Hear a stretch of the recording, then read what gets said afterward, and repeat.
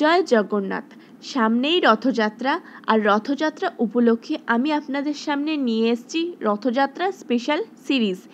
এই সিরিজে আমার প্রথম রেসিপি হলো জিবে গজা। বাই দ্য ওয়ে, আমি মৌ, আপনাদের সকলকে আমার চ্যানেলে স্বাগত।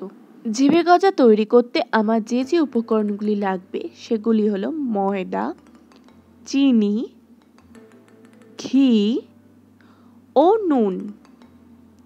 প্রথমে একটা পাত্র নিয়ে নেব, তাতে ময়দা দিয়ে দেবো,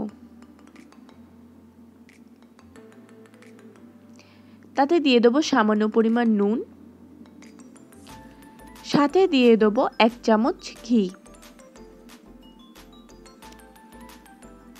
এবার সব উপকরণগুলোকে ভালোভাবে মেখে নেব। ঘিটা এমন পরিমাণে দিতে হবে যাতে দেখুন হাত দিয়ে চিপলে মন্ড মতন হয়ে যায়, আবার হাত দিয়ে অনায়াসে সেটাকে ভেঙেও ফেলা যায়।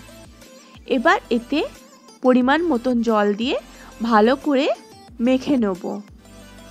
মনে রাখতে হবে মাখাটা যেন খুব বেশি নরম না হয়, আবার খুব বেশি শক্তও না হয়। দেখুন আমার মাখানো হয়ে গেছে, আমার ডো একদম রেডি। এবার এতে আমি কিছুটা পরিমাণে ঘি মাখিয়ে চাপা দিয়ে 8 ঘন্টার জন্য রেখে দেবো।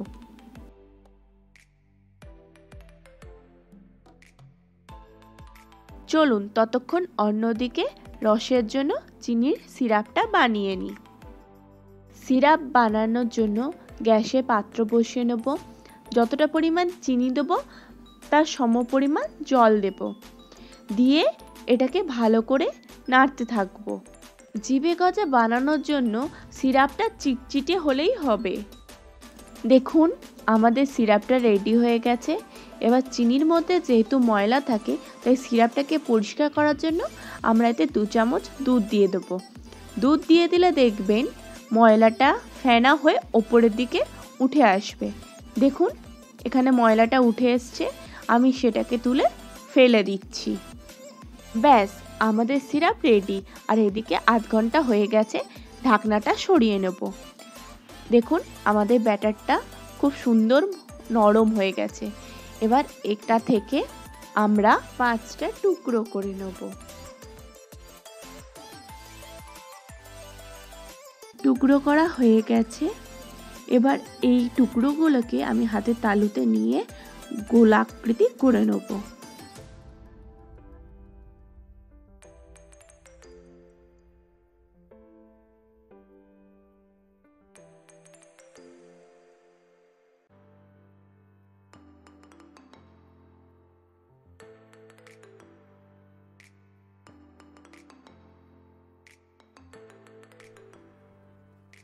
এবার এগুলোকে এক এক করে বেলে নেব।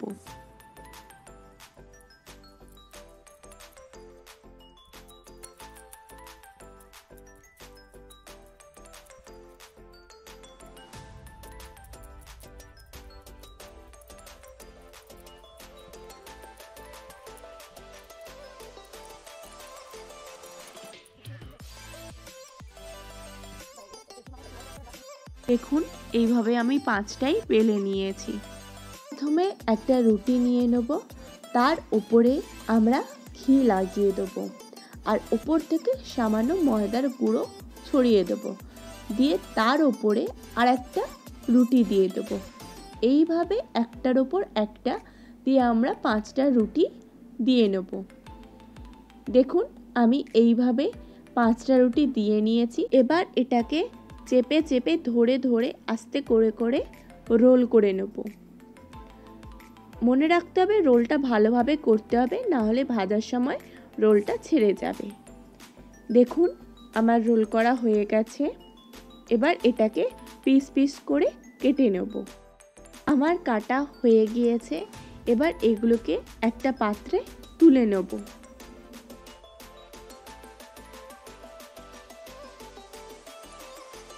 এবার ওর থেকে একটা পিস নিয়ে বুড়ো আঙুল দিয়ে হালকা করে চেপে দেব, দিয়ে বেলেন দিয়ে হালকা হাতে বেলে নেব। এইভাবে সমস্ত পিসগুলোকে আমি তৈরি করে নেব।